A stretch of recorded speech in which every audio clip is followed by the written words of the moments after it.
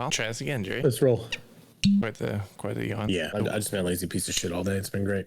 Is the weather back? Are you going to be able to go to work tomorrow? I'm going to find out in the morning. I'll wake up and I will assess, because like the night before tells you one thing and then the morning can tell you a whole different. So as of right now, it looks like I should be okay, but it's that bad over there, eh? Shit. It's just, we're just getting hit with constant shit right now. Yeah, it's annoying. It's supposed to start opening back up Wednesday. Well, but this is the first like instance of it this summer where it's been like more than like 2 days, day and a half. It's been going on for about 4 straight days. So this episode might even come out on Wednesday. So it's going to be interesting to see if people will call you out on your Rainmaker prediction.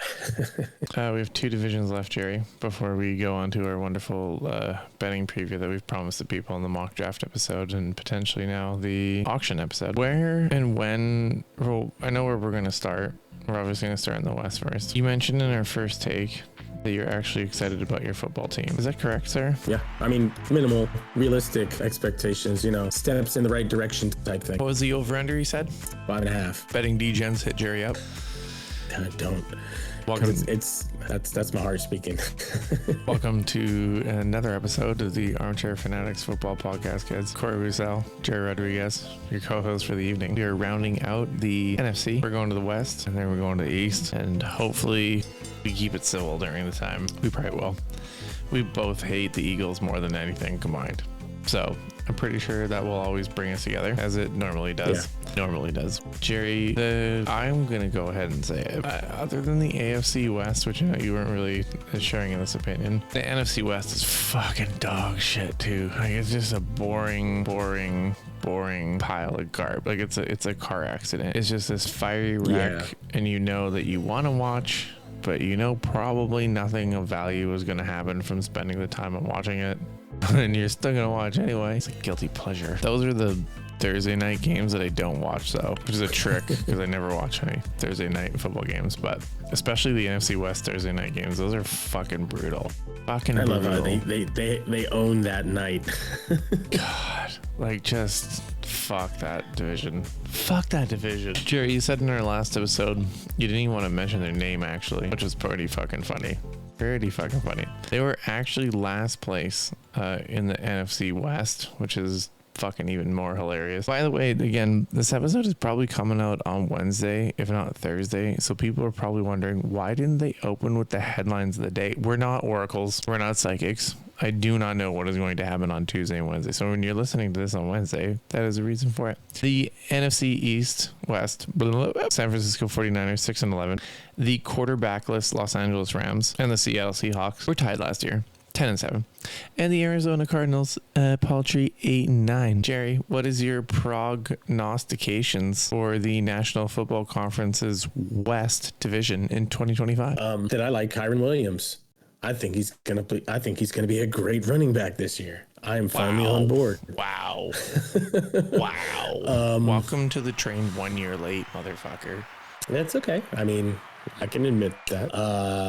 I don't think they're as quarterback. You saying that I was right about Kyren last year? Because that's another one I took heat for sure. I'm not saying you're right. I'm just agreeing with the fact that I think he's a top 3 running back. Everyone thought I was crazy. I think he's a better running back than he's given credit for. And I was one who was not getting said credit. Nobody did. Getting said credit. Nobody did, to be honest. No, there's people out there that said he's pretty fucking good. It took him to like week 12. It took him forever. Maybe, but I mean, here's the thing. I'm a horn dog for Kyren. He's beautiful. You get handed the rock 316 times, third in the NFL last year. Ran for 1299, 7th in the NFL last year. Rushed for 14 touchdowns, 5th in the NFL last year. That's pretty damn good. I can't exactly knock that. Yards per carry, that's the type of production I want. That's the type of production I want. What's the yards per carry? You got the yards per carry? I don't have them in front of me. It's just kind of a quick oversight or like a summary. That's the money. That's the money stat. We want over 4.5 kids. Yeah, 4 I know, for sure. For you, that's 4 for a sure. big thing for you. But 4.5, like, money's out. You got to be over 4. I think 4-1. I'm seeing here. Yeah, it's fantastic. Because this chart I'm looking at, it says Y-A, so I'm thinking yards average. Yes. It has to be just no P there. Yeah, I mean that's fucking good, man. Yeah. And I don't know if it's okay to say he only fumbled. Well, no, actually, for him it was bad. He fumbled 5 times last year. He's fumbled 8 times total in his entire career. So that means he had more than half of those fumbles last season. But he's also a pretty damn good, I don't want to say damn good, but efficient receiver. He catches the ball when it's thrown to him. He was targeted 40 times and he caught 34 balls. Not a lot of yardage, 182, only 2 tutties. But I mean, that's pretty good. Kyren's awesome. I'm admitting that he is definitely worthy of at least a second round if he's sitting there waiting for you. If he makes it to the second round this year, I don't think that's happening. I mean, some people. I personally wouldn't take him in the first. I don't. Top 3. Who's your top 3 running backs? I mean, Bijan's there. Kenneth. I like Kenneth Walker a lot. I like him a lot. Whoa, top 3 though. I think he's gonna be nasty if he stays healthy. Oh God, he's gonna be so nasty. That team's built to run this year. Top 3. I don't think Saquon's in there. Crazy. I mean, Kyren. I think Kyren. I would slide him in and into a top 3. But I don't like getting him there though, because I would rather go wide receiver first round. Kyren, personally. Bucky, and Chase Brown. Those are my 3. As I said to you earlier, to me, the only running back worthy for me personally drafting in the first round is Bijan. That's it. For sure. Yeah, I don't agree. There's no other running back that I'm going to spend first round capital on. Although Jahmyr Gibbs is like, he's right there, like a hair. And maybe he is. But like you mentioned last episode, you were talking about Montgomery. The threat of Montgomery being there does eat some of the fantasy value. Super vulture in fantasy. But in real life, we're totally different. But fantasy. Yeah, but when Montgomery wasn't around, Gibbs was an absolute fucking monster. Yeah. So Montgomery's good for an MCL sprain or something, like 3 to 6 weeks off tissue. So play that take that information as you will. I know pushing injuries upon people, which I'm not really doing. I want to mention one of the most interesting things, though. I wrote this one down in the very beginning when I was going through everything. The Los Angeles Rams in the 2024 season are the only team to win a division and also be over 500 with a negative net points. They actually had more points scored against them than for, minus 19. They had 367 points for and 386 against, and they are the only team over 500. Not, never mind win the goddamn division, but yeah, absolutely crazy, man. So you don't really see that very often. Yeah. Another thing about this team, I'm worried for Puka, and I'm not worried for Puka for Matthew Stafford as I am for Puka. Like, can he stay healthy? If he does, and Stafford can get out there every week, Puka is just nasty because he's going to get targeted like fucking no one else. He's just going to get peppered. It's going to be disgusting. But are you willing to take that chance? That's the question you got to ask yourself about that whole situation there. I mean, wide receiver 2 over there is not bad either. Devontae Adams recently. Oh, yeah. I totally forgot about that guy. Yeah, he is. Devontae Adams. Devontae Adams is only 32 years old. Isn't that crazy? No. Yeah, swear to God. I looked this up the other day because I got in an argument. Not that I don't believe you. I got to see it with my own eyes. Yeah. Oh my God. I got in an argument with someone over this, and I was like, "There's no way. He's got to be at least 34." And yeah, I was like, Jesus Christ, that guy's been around forever. It feels like 11 years, man. So yeah, but I mean, he's yeah, isn't that mind blowing? Well, I worry about him because now he's gotten to the point in his career and he's proven it in both New York and Oakland or Vegas previously. That he's kind of become a bit of a diva. Like if the ball's not coming his way or the quarterback's not vibing with him, he gets really, really frustrated. Like ever since he's left Green Bay and Rodgers, and then reuniting with Rodgers last year, joining that mess that is the Jets, it's a little different. So let's see how he handles Matthew Stafford. Because and of course, it's hilarious that he just fucking cooked, lambasted, flamed Jimmy Garoppolo, and Jimmy Garoppolo is his backup quarterback. Yeah, it's fucking fantastic, isn't it? There's talk that he might be in there this year because of Stafford's back. I think Stafford's fine. I think if he just takes a hit, okay. But yeah, I agree. It's just that team's really, really interesting. Let's talk about the number 8 quarterback. In 2024 in fantasy purposes, the one and only the Magic Man from the University of South Carolina. The crowd is going wild. Sam Darnold. He is now the new quarterback of the Seattle Seahawks. Kenneth Walker, affectionately known as K9, Zach Charbonnet, followed up by Jackson Smith and Jigba Cooper Cup Tory fucking Horton, for all those who are checking their programs at home. And let's not forget the kid also out of the University of California, Los Angeles, Jake Bobo, everybody. I know he's high up there on your programs. He is the I got nothing. I had to mention Jake Bobo. It's my favorite name in fantasy football at this point in time. It's super fantastic. Yeah, dude. I can't get enough of it. Fuck the Seahawks is basically what I'm trying to say here. Man, you guys are just garbage. Like, you better be putting steroids in your defensive backs fucking water bottles again, because you guys are gonna have a rough fucking year this year. Like, just a rough year. I can't wait to watch it go down. It's a tough schedule. You're going to Pittsburgh. That's gonna be a fucking fine time. You get to go to Tennessee by the time it's week 12. I'm pretty sure Tennessee is going to be fucking cooking with gas. Houston Texans are coming through. The fucking Buccaneers are coming through. The Vikings are coming through. Oh, man. It's going to be a fucking feast in fucking Seattle, and I can't wait. I'm not drafting any of them. Jackson Smith and Jigba, if I have him in a keeper situation, I'm going to think about it and take a look at the situation, but other than that, everybody else, I'm not taking. Another wide receiver from the Ohio State University he's talking about there. I tried to get through that without you mentioning that, Jerry. That was not called for. Anyone who's been following us would have heard last episode how you felt about that. And if you'd like to know, then tune into last week's episode, and that's how you'll find out. I would think about it based on the situation. I'm passionate, but I'm not stupid when it comes to winning money. God, Jerry. That's just funny. I like the running game out there. I think it's going to be, they're going to go run heavy. But they both get injured. They both get injured. I know. But running backs get injured. That's what they do. I know, but they get injured every year so far, and they've had to complement each other. They haven't even been on the same field on the same time on the same field for too often. I get it. I like it. If it's there for me to get, I'm going to get it. Personally. Otherwise, yeah, I mean, you have to keep in mind they won 10 games last year. Yeah.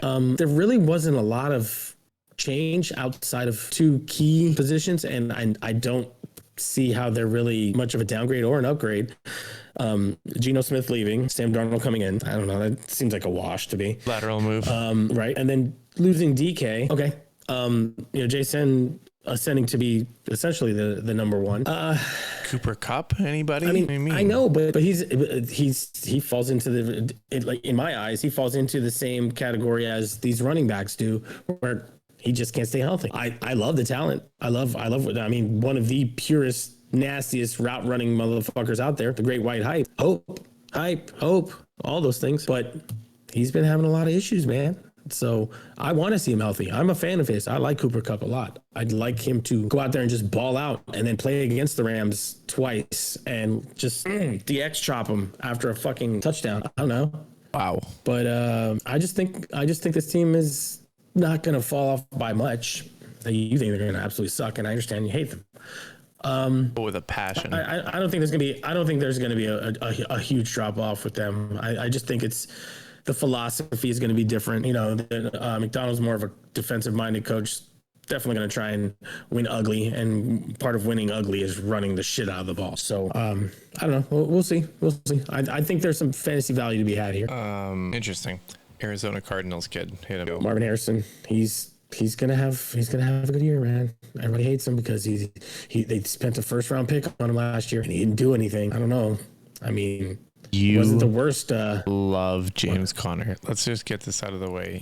I do. Love James He's consistent. Conner. Love James Conner. He's consistent, man. Number 8 running back in 2024. It's consistent. And I mean, you get a top 10 guy in later rounds. This guy's always in 4th, 5th, 6th round. Perfect. Like top 8. That's an RB1. Come on, man. There's nothing wrong with that. True. What I want to see is Marvin Harrison Jr. I want to see MHJ, man.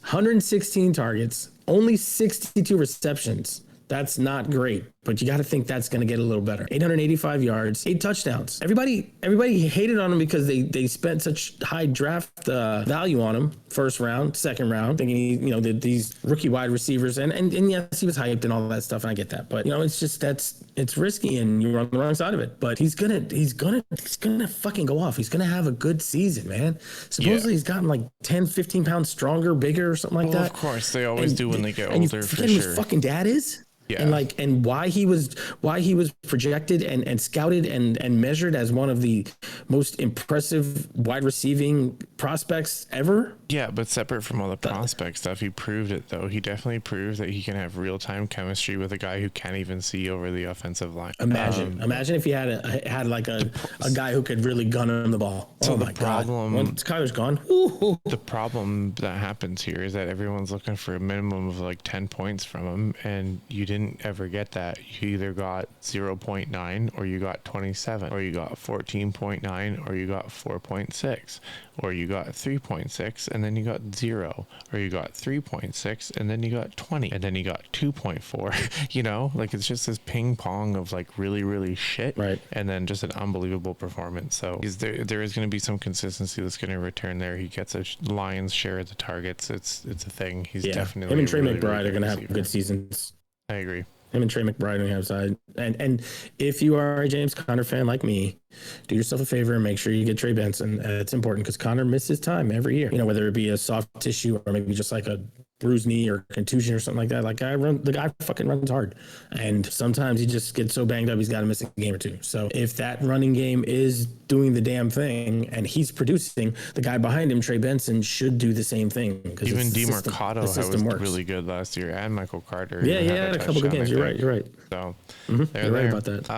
The next team, I don't even know. I hope they finish in the same place that they did last year. Yeah, I agree. It's gonna be a rough year for those guys. Their win total, I think, is 10.5. I think it's severely juiced to the under. I still like it. Just saying. I like that. Brock Purdy got paid. Jordan Mason's gone. George Kittle got paid. Brian Robinson Jr.'s in. That's a big addition. I agree because I just said it not even a minute ago. Systems. If McCaffrey goes down because their whole running back room is hurt, Garendo's hurt. I forget who else they have. CMC. They're just I meant behind CMC. Yeah. I'm just saying like the guys behind them, they're all banged up, man. I know. So Brian Robinson's a huge addition. Patrick Taylor's even hurt, and I thought he was having I think Patrick Taylor's done for the year, bro. Yeah, is it? Okay, I'm looking at that right now. I'm looking at the depth chart right now. Yeah. Jeff Wilson's there. Like, come on, what? Jeff Wilson? Yeah. Seriously? He's good for 2 quarters. So that's a big move. If you are a CMC person, you go get CMC. You better go get Brian Robinson Jr. And you might have to get him a round or two sooner. Where are you taking Plaxico Pearsall? I'm not. This is I think another team that I am very disinterested in any of the players, with the exception of Kittle. But in the draft activity that I've been in so far, whether it be a mock or anything actual, you mocked me on Juwan Jennings. I did what? You mocked me when I took Juwan Jennings. Oh God, but he's hurt too, and he wants money, and it's God, that's a mess, man. Yeah, but he's like he wants money, so he's hungry. He's got to get it. He's never going to get it from anybody else. Oh, I agree. Debo's gone. They got the salary cap to get it to him. He's good. Give it to him. He's worth it. He should be good. He should get like 30, 40 guaranteed.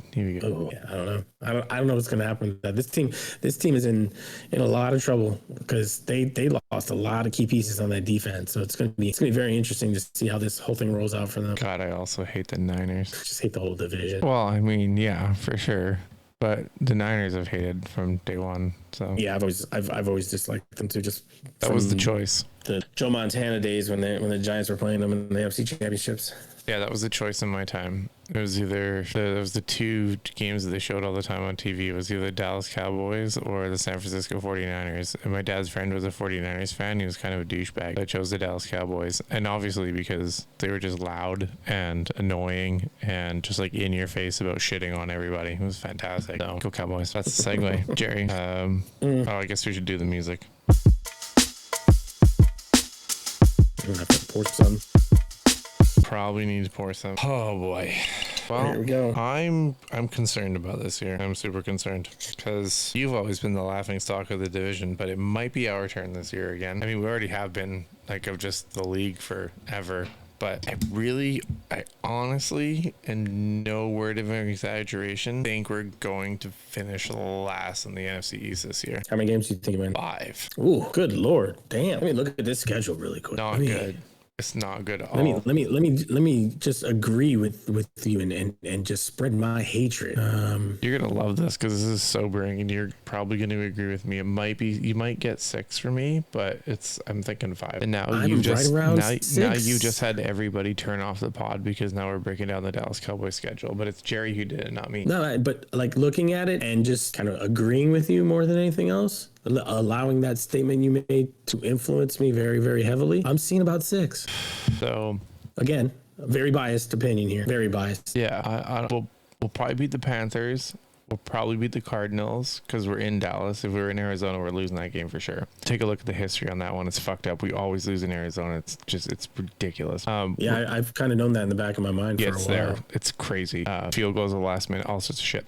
Las Vegas Raiders, we should win. I believe that we're going to beat the Vikings because we're at home. And I think we're going to win the second game versus the Giants because we're in New York. The first one we're going to lose because we're in Dallas. I think you split. I think you definitely get a split. Yeah, you guys are going to win the first one because you're in Dallas. I agree with you. I think I'm not going to say which game or what. I lean with how you're saying it, but I think we split this year for sure. I'm really, really, really, really upset that I need to watch my team get absolutely pounded on Thanksgiving versus the Chiefs. That's fucking disappointing. Yeah, well, super disappointing. We suck this year, Jerry. This is my. So what part? This is my analysis. My analysis on my team is that we have a quarterback who's overpaid and just not that good, especially for the money that we pay him. He's going to be outside of the top 10 this year because he's shit. And Jaden Blue is not the savior that everybody thinks about. And behind Jaden Blue is fucking Miles Sanders. Get the fuck out of here. And after Miles Sanders is Javonte Williams, who's like, I love Javonte Williams. I have said that over the past 4 seasons. I still like Javonte Williams. I don't like him with this fucking offense, nor this offensive line. It's not a good fit for him. He's not, I've never seen the Cowboys do well with a one-cut runner in the last 10 years. It hasn't appeared to me. Phil Muffa, okay. Hunter Lepke, fuck off. Deuce Vaughn, fuck off. Malik Davis, fuck off. CeeDee Lamb and George Pickens are the 2 biggest fucking divas on the face of earth. This is going to be a fucking gong show with both of them. It's like having fucking mini Antonio Browns running around complaining like a bunch of fucking, this is going to be brutal. Jalen Tolbert, he just hasn't shown up to what he's supposed to be, which is really, really frustrating. Kevontae Turpin, I mean, he's fast as shit, but he's a returner. My second favorite name in fantasy football, Jonathan Mingo. He just hasn't shown up, and the other 3 is just they're flash in the pans. Our tight ends Ferguson and Schoonamaker aren't going to win us anything Super Bowl worthy by any stretch of the imagination. Other than Micah Parsons, who's better than most of the people on our team, there's nobody. He's the best player on your team. Nobody, man. Dante Fowler Jr., Osa Digizua, he's whatever. Azuracao, he's a rookie. Like, he's whatever. Sam Williams is not that good. They got nobody on the line. Our defensive backs are just scary as shit, man. Donovan Wilson, Deron Bland, and Trayvon Diggs are the 3 scariest one-hitter defensive backs in the National Football League. Trayvon Diggs is so bad technically. He is one of the worst cornerbacks in the National Football League. I can't take watching him. I can't take it. It gives me a fucking heart attack because he does the fundamentals so incorrectly. He's just lucky that he's fast as fuck. But I don't like Trayvon Diggs because he gets burned all the time. So yeah, we haven't made any substantial upgrades on our defensive line. We haven't made any substantial upgrades at linebacker. We haven't made any substantial upgrades any side of the ball defensively. And I mean, we're getting worse on the offensive side, I think, as a unit combined. I mean, on paper, the wide receivers are fucking gnarly. But it's about chemistry. It's not about building the fucking dream team or the all-stars and putting them all together. That doesn't work. Jerry Jones is he's so senile and lost. That might have been potentially a strategy 20 years ago, when you're trading for Herschel Walker and shit. But we're not there anymore. We're not. Jimmy Johnson doesn't fucking coach anymore, unfortunately. We're past that era. Barry Switzer's long gone. We're gone. So what are we fucking doing here? Oh boy, that's a rant and a half.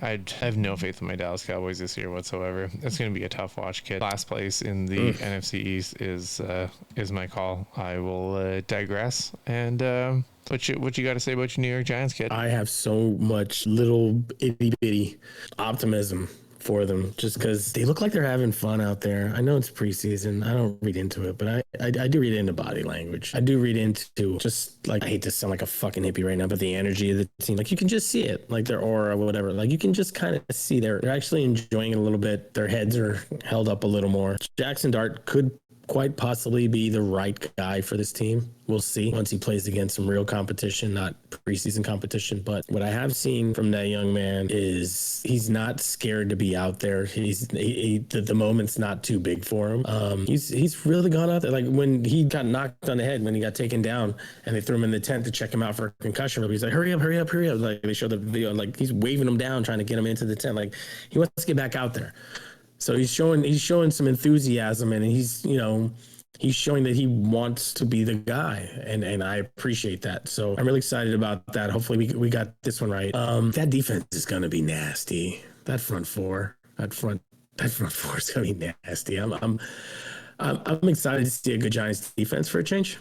I mean, there's Sexy Dexy. I mean, he's all pro. We all know about him. Burns paid him a lot of money. Let's see what he's going to do. Thibodeau, high draft pick. See what he's going to do. This year, Abdul Carter, who's supposed to be the next Micah Parsons, wore 11 at Penn State, all the good stuff, plays like him. But I did see some, I saw him get pancaked a couple of times and whatever. But hey, man, he's going to learn. And there's been a lot of positive talk for a change about this team. Now, by no means am I saying that they're going to go out there and they're going to win a bunch of games and they're going to do it. I think 5.5 is pretty accurate. I could see them winning 6 or 7 games. I think they can steal a couple of games from a couple of teams. Looking at the schedule right now, I think they can potentially split with the Commanders. I think that maybe the Commanders have a letdown game, whether it be the first game or the one that they meet up with them in week 15. Like I said with Corey, split on the Cowboys. So that's potentially 2 right there. Got to beat the Saints. That's going to be one of the worst teams in the league. 3. Niners, I think that's a winnable game, and that's at home. Niners coming across, so that's 4. Raiders, 5. Vikings, that's a possibility, even though I think they're going to be a better team. Patriots, that's another one that's a possibility. There could be a letdown game from they're playing the NFC North. So Bears, Packers, Lions. What if there's a letdown game there? I love your hypotheticals in here. Your hypotheticals are amazing. What do you mean? What specifically? Oh, I was just like, no hypotheticals about letdowns. I'm just like, my team's dog shit. This is dog shit, and you're like, oh man. No, I'm listen. This is year 3 of this doing this for me, and I've never had any sort of positive thing to say. I have a positive thing. Oh no, never mind. Wrong schedule. Never mind. I have a sense of optimism that they're going in the right direction. They might be figuring it out a little bit. I'm hoping, but I'm also keeping it realistic. I know what I've seen on the football field for the last 6-7 years, and I'm also counting the year that they went to the playoffs and actually won a playoff game. I just think that there's a different vibe, a different feeling, there's just something different in the air. And I hope that they gravitate towards it and they do something with it. I hope they can seize the moment. Who's going to start at quarterback for you? Oh, Russ, it's already been decided. That's 100%. And Dayball also said that by no means do they want to rush Dart, even with all the talk and stuff like that. I think the only way Dart gets rushed in is if they get off to a really, really poor start and Russ is just playing really, really bad. I think it has to be both things, not just one. Russ has to be playing really, really bad, and then they just say, okay, here we go. If Russ is losing close games, I think they wait a little longer. And if they have a decent season where they are a competitive football team, I don't think we see Jackson Dart till probably the last 5-6 weeks. Please put in Jameis Winston. I want to see a Jameis Winston press conference after throwing a touchdown for the New York Giants.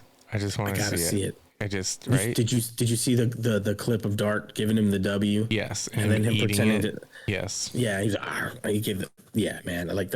That's classic Jameis. For those of you who don't know, we're big Jameis fans here. I'm a big Jameis fan because I'm also a big Florida State fan. He's fucking hilarious. But he's the best. Nobody has more fun being a football player than Jameis Winston does. 100%. And good for him. Good for him. Even with all the bad throws, that really bad throw he had in that last preseason game. I mean, it was flying over the receiver's head, like by 5-10 yards, and just simple little two-toe in the back of the end zone for the interception. Oh, and before I finish with my Giants, your third favorite name in all of NFL football is what? Name out? Hey, it's DeVito. No. That's definitely one of my favorite names. Lil Jordan Humphrey. Oh, God almighty. Yes, he is a New York Giant, sir. He caught a couple of touchdowns in the he caught Dart's very first touchdown, actually. Horrible. Jalen Hyatt, please learn how to catch a football. You're so fucking fast and you get open. Please bring the ball down. Like, just get it down. Please. Oh, God, I would love to see you be able to do that on a regular basis. Should we talk about the two teams that are actually going to finish first or second in the division? Of course, we have to.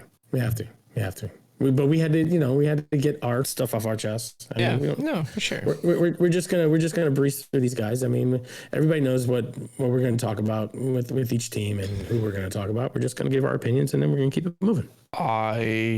It's increasingly becoming difficult for me because I constantly have this debate in my brain. The constant debate in my brain is, what team do I actually hate more? Do I hate the Seattle Seahawks more in my bones? Do I hate the San Francisco 49ers more in my bones? Or do I hate the butt-touching Philadelphia Eagles worse than the New England Patriots, who, don't have Brady anymore, so they're just kind of like, whatever, do they even matter anymore? Maybe that was more of like a Tom Brady plays for any team, and I hate them when Tom Brady's playing for them, because fuck Tom Brady. Anyways, I digress on that. I cannot believe that the National Football League has not banned the tush push yet. This is fucking insane. Why is this play still allowed? Why are we allowed to touch butts? And number one, fuck over everybody who's a Saquon Barkley owner out of, like, I don't know, fucking what, 10 touchdowns minimum? I think it's like 12. And secondary, well, he's probably gonna get a couple at the goal line, you know what I mean? He is like, what, 6'4" or some shit like that. He's a big dude, so could do a sneak a couple of times here and there. I hate this play. I hate the team. I hate them for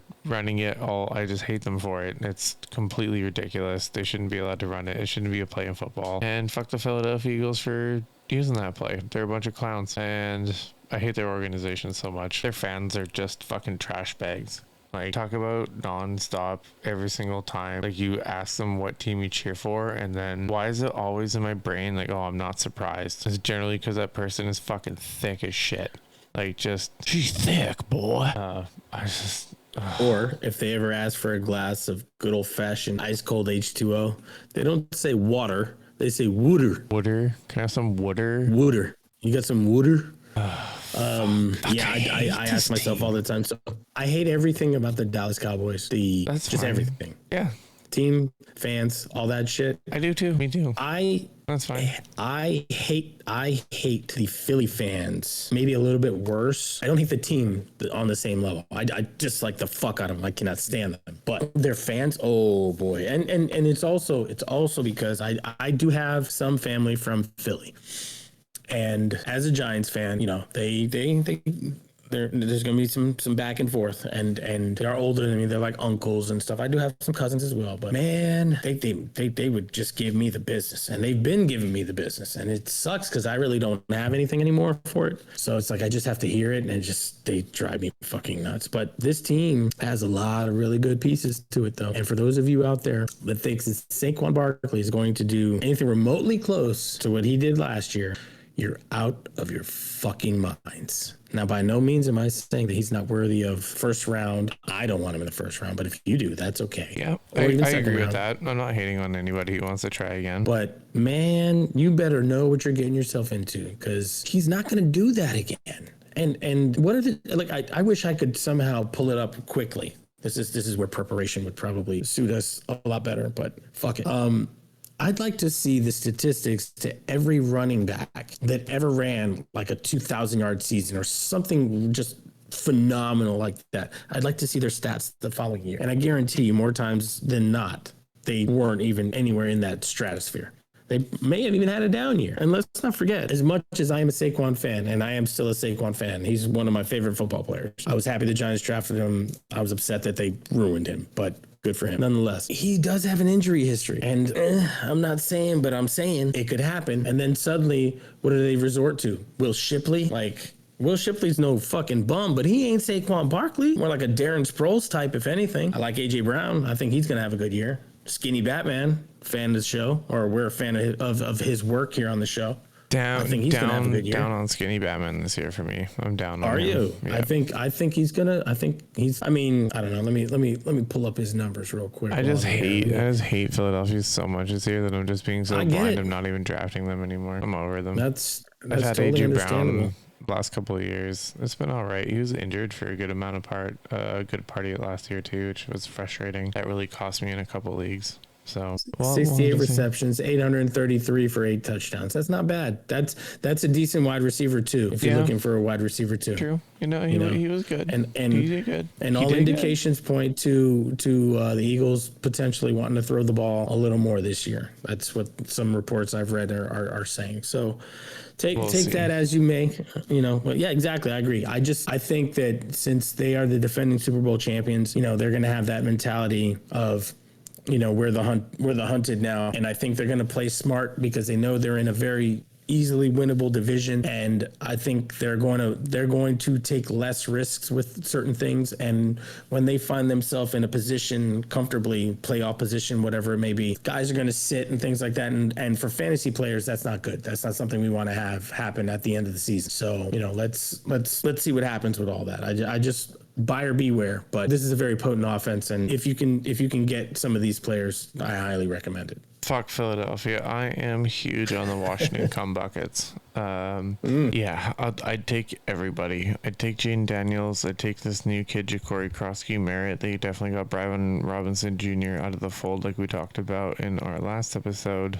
So there's some huge value that's happening with that kid. His stock is rising big time. And then as well, as we covered previously, Terry McLaurin has signed his 3-year deal with the Washington Cumbuckets and is now on the X side to Deebo Samuel's Y side, or Z perhaps, it depends, and maybe even running back. Man, this team is scary. And then the other part is that everybody probably forgot about Noah Brown, who had an unbelievable year in Houston 2 years ago. Yeah, he's healthy and rocking and rolling this year. And Luke McCaffrey is also catching passes still there from Rice, the sophomore season from that kid. So, man, Washington has I think they have pretty high expectations. So we'll see what they do with it. But I'm a huge fan of their offense in fantasy football this year. I've definitely taken Jaden Daniels already when the opportunity presented itself. We'll see how many times I take him next week. It could be a few. So we'll see how that rock and rolls. Love Terry McLaurin in this role. This is scary. Terry McLaurin's my favorite player on this team as far as from a fantasy standpoint. Because like I was saying earlier, I think he's the glue that keeps it together since he's been the most consistent and productive player on this team for the last 5 years or so. And with all the problems he's dealt with, he was blessed with Jaden Daniels, and Jaden Daniels is incredible. I mean, the kid's he's a one of one, man, phenomenal. And I wish him well. I hope he has a good season again. But I do think he's going to have a bit of regression because, it's second year, man. I mean, look what happened to C.J. Stroud. C.J. Stroud broke rookie quarterback records. And then I think, if I'm not mistaken, Jaden Daniels broke a couple of those records last year. I don't know exactly which ones. I just remember hearing something about that, and I could be totally wrong, but somewhere along those lines. What I'm saying is they both had amazing seasons, and then we saw how C.J. Stroud's second season turned out. And by no means was it like an absolute failure, but he didn't have as good of a season. So people are going to look to Jaden Daniels as the same thing. I think the bigger advantage that Jaden Daniels has over C.J. Stroud is that mobility factor. Like he's amazing with his legs. The guy can run and create and gets rushing yards. I mean, didn't he have like 800 rushing yards last year, if I'm not mistaken? I'm looking at it right now. No, wait, hold on. Jesus. I can't even fucking remember. I know he threw for 25 touchdowns, though, which is pretty fucking amazing. He did run it for quite a bit, though. Yeah. He did. Okay, here we go. Rushing yards, 891. Yeah, there you go. And it says here he ran 8.7 times a game. Now, talking about the rushing game, the Merritt kid, yeah, he's definitely climbing the ADP right now, like huge. It's insane. Eckler's still there, but they weren't exactly like a running team. You know what I mean? So I don't know how much that's going to really be a factor, because I think, honestly, bringing in Debo is what's going to help the run game, where you're going to give him those jet sweeps, those wildcat formations, or even, just have him in the backfield with Jaden Daniels, and then, direct snap or something. Because like Debo's one of those dudes you can't take him down. Like his yards after contact is like, I think, super high every year or something like that. I do recall that being a thing. And he does have breakaway speed, but everybody likes to say, oh, he's a little chunky monkey right now. He's kind of fat. Man, Debo's going to be Debo. Yeah, and he always will. He runs at a when different it's time gear. to get out there and play. Him run in when he gets out there and plays, just absolutely unbelievable. Yeah. He's a monster, level. dude. Yeah, totally. He's an absolute monster. I think it's a great pickup, and it's also a motivating factor for him. He's like, man, I've been in San Fran dealing with this shit, and every year, blah blah blah, the same old thing. Now he's going to a new team, this young, exciting team, kind of really popular. Like, when was the last time you saw Washington fans excited? Yeah, exactly. Definitely. You know what I mean? So like, and I had a Washington fan at the hotel. He's rocking his hat. He starts talking and stuff like that. I'm like, it's funny how when a team does well, people come out the woodworks, man. Like, the fans come out of nowhere. I haven't seen any of you guys in a while. And he's like, man, we haven't had any reason to be out. So they're excited, and rightfully so. So this is going to be a pretty interesting team, but you never know, man. You never know. Like, just that's National Football League kid. That's the fucking beauty of it, for sure. Debo gets hurt sometimes. What if Daniels isn't exactly big? What if he gets hit the wrong way? Like, I don't want to see it, but Worry weren't. All good, though. I understand what you mean. The Washington Commanders should have a pretty good year this year. I'm certain of that. This is going to be a great division. I'm glad that we spent a bunch of time on it, because I think it's probably going to be one of the more exciting ones in comparison to a bunch of them. So we'll see how it goes, though. they will overachieve. They will overachieve as a whole, because the other two teams are going to be a little bit better than what they were. You may have said what you said about the Cowboys, but I think as a whole, the division has improved. Thank you for joining us on another episode of the Armchair Fanatics Football Podcast. Your co-hosts, Jerry Rodriguez and Cory Roussel. Appreciate you, peeps. Appreciate y'all. You can expect a mock draft episode out of us, and we are also going to do an auction strategy thing, so we can kind of talk out and help each other out through this freebie guillotine crazy league that we're playing. Can't wait for that. Jerry, anything else before we get the fuck out of here? What say you about the NFC East-West that we haven't already? The West sucks. I've been East Coast all day, shit. Every day, man. West Fuck the West. It's always about the East shit. Coast. I'm bringing back the East-West beef. Get the fuck out of here. If you're bringing back that beef, there's a potential that the Cowboys might win the Super Bowl this year. No, that's not happening. We know that's not happening. There's no fucking way. There's no fucking way. There's no way. And the Giants aren't either, but there's no fucking way. No fucking way. Yeah, absolutely negative. It was funny to say that out loud, though. Yeah, it definitely. Sometimes it is. It grounds you sometimes. It fucking grounds you. Yeah. God Almighty. Fucking. It's this week off that they have in between the season is fucking stupid. I hate this shit. I think they should just fucking get on with it. Like, this is dumb. I don't like it. Nah. See, I think it's all right, man, because they all hate training camp so much, and it's such a grind and such a slog for them that it gives them a week to be like, all right, cool. I get to just get my shit together and get ready, and and then it's go time. Like that, you kind of have to do your final preparations. Let's go. Fuck them. Play football. Goodbye, Jerry. Later.